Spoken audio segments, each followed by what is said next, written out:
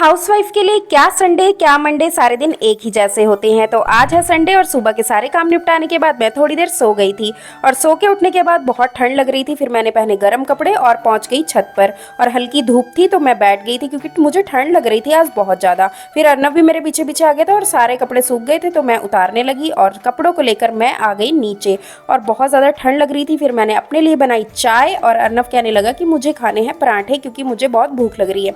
फिर मैंने अर्नब के लिए पराठे बनाए और अपने लिए भी बना ली और साथ में खाई बर्फी क्योंकि दिवाली की मिठाई भी तो खत्म करनी है।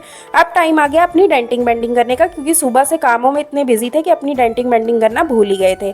फिर चेहरे की डेंटिंग बेंडिंग हो गई थी। फिर मैंने अपने बाल भी सुधार लिए तो बाल मैंने अच्छे से बांध लिए। तो अपना हुलिया तो सुधार लिया था, अब घर का हुलिया भी सुधार लिया जाए। तो पहले मैंने कंबल को अच्छे से तय लगाया, उसके बाद मैंने अपनी चादर को भी अच्छे से सेट कर लिया और अब कपड़ों को तय लगाने की बारी आ गई। तो कपड़े तय लगाने के बाद अब डिनर बनाने की बारी आ गई। तो सब्जी बना ली क्योंकि पतिदेव भी घर आने वाले।